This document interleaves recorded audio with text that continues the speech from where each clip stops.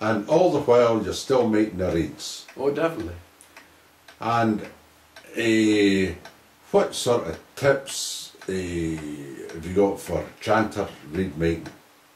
Have you got any particular tips what to look out for, the length, the width of the reed? No, it's a very fine line between a good reed and a bad reed. Okay. It's you have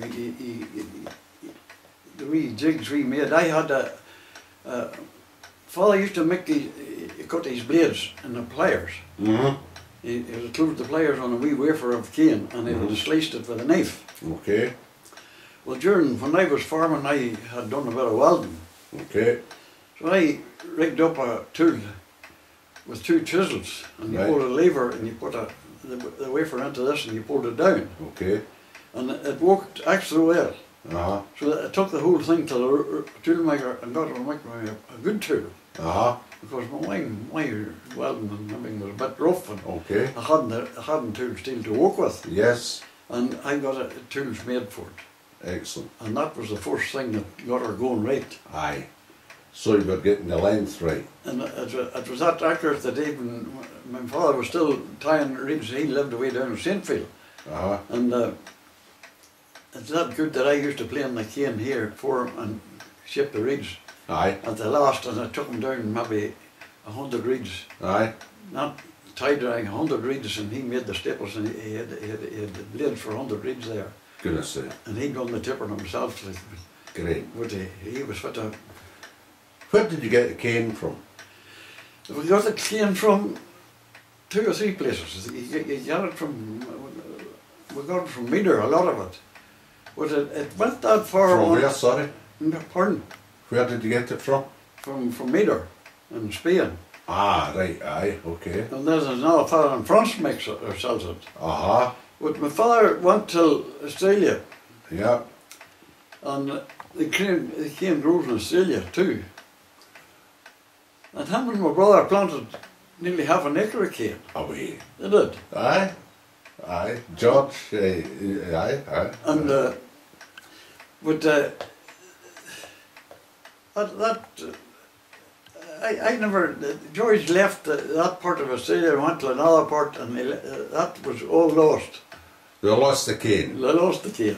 Aye. There's another chap now in Australia, and he's from about the same area. Many times I wondered it was the same place he was getting it. Aye. Is that the Ross guy? He made good reeds in Australia. He makes the bags now. No, this fellow, he only supplies cane. Okay. See the likes of your cane, what did you look for? Was it, did the reeds when they were made, the chanter reeds, could they absorb moisture or did they prefer to be bone dry? Oh well, we had to tie them. We all. Aye, but when we're playing, for folk playing the reeds, did it harm the reeds if they get soaking wet? Or no, did they have to ensure the reeds were dry when we're blowing, or could it take a bit of abuse or what? What was the story there? I think your old reeds would have to absorb moisture. Right, okay. Aye. Like it's there's wet blowers and there's dry blowers. Aye, absolutely. And did that affect your cane or your reeds much? No, it wasn't have now. I never pursued that the same, but aye. Like as long as the customers were coming in. Oh well, as long as they come back. Aye, they come back and they must have been satisfied they wouldn't have come back. Yeah. And what about drone reeds?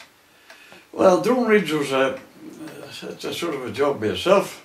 Mm-hmm. And I got the drone reeds from a fella at Aberdeen for a while. Uh-huh. And then I started to make them myself. And that young chap at Nelson, mm-hmm. his father, mm-hmm. he made violins. Did he? And very musical, and he played in the band here with us. Okay. And was very particular about anything he done. Right. And he drove a lorry tanker in the cement factory, and he was called to me going past here or something, and I got him started to make drone reeds. And he made us so many drone reeds every week, but he wouldn't go it and he wouldn't tie layers. And he come to me every Friday night with whatever drone reeds he made. And I could have swore that every drone reed in that box would go as soon as you stuck it in the drone. That's great. He was that particular. So did he, where did they get the cane from? Was it your cane? Oh, it come from Meader too. Same place in Spain? The same place in Spain, yes. Yeah. And all you had to do was set the bore, the thickness of cane you wanted. Okay. For the drones. Did you find that the quality of the cane altered from year to year? Did you pay much attention to that? It did. My father went out till Meader in Spain. And saw where the cane was been dried. Okay.